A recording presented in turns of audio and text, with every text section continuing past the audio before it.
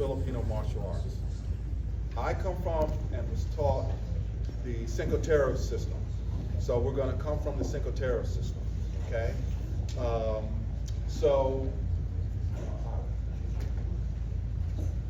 No matter what style you do, can you guys come over here? Yes, sir.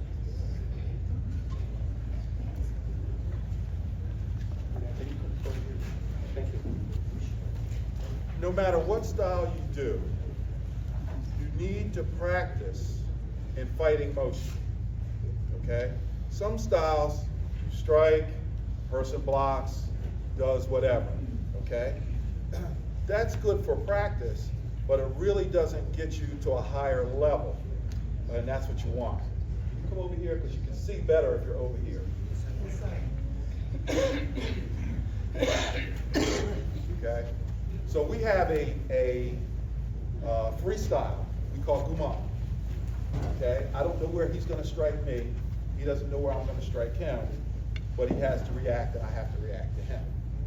Okay, one thing that is a little unique about what we do is that we use our sticks as a shield, like a gladiator shield. So we hide behind the stick.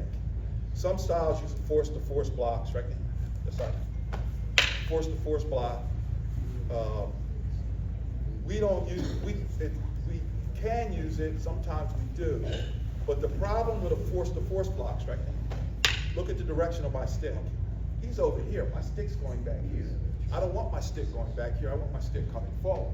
So when he strikes me, we shield. That way I can strike him with my stick.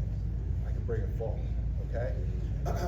You know, every style has certain disarms, you know, that are, you know, unique to the style. But one of the things that you, and I'll show you Guma in a second, but one of the things that you need to have an understanding of is range. Okay, just like when you spar empty hand, you know, if somebody's throwing a punch at you, you know, or a kick at, if somebody's throwing a kick at you, you don't try to punch them because you're out of range. Okay? So the way you determine range is I can hit his hand and he can hit my hand. That's long range. I can touch his hand. That's medium range. And now I can touch his body. That's close range. Okay? And you have techniques that are unique to the different ranges. Okay? So our freestyle is done this way, and we'll go slow. I don't know where he's going to strike. He doesn't know where I'm going to strike. You know, strike me.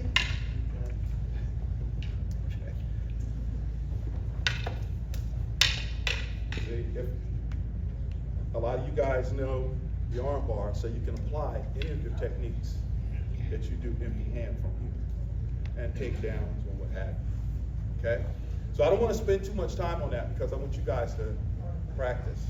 Okay. No. Well, yeah.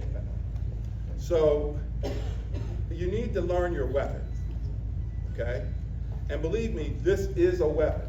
It's not a tool. It's not something that you play with. Okay. It's not something that you just, you know, play stickball or something with. Okay. The end of the weapon, they call the puño. That's used for striking, disarming, and scraping. So I can hit with it. I can hit with it. I can scrape. Okay, that's what the puño is used for. The middle of the stick is used for blocking, and the tip of the stick, don't move, is used for striking. You don't want to strike the person here with the middle of the stick. You want to strike the person with the tip of the stick because that's where the power is. Okay? All right? The way you hold the stick is 2 to 3 fingers distance from the end. You'll see some styles, they'll choke up like this. When you see somebody that chokes up, choke up. When you see somebody that chokes up like that, it's easy to take the stick from them. Okay? So you want to use 2 fingers, 1.5 inches, 2 to 3 inches from the bottom of the stick, from the puño stick. That gives you plenty of room to hit with and do whatever you want to use, whatever you want to do. okay? So let's start out with just the basic fighting stance and some movements from that stance, okay? So everybody up, we're not gonna strike anybody, so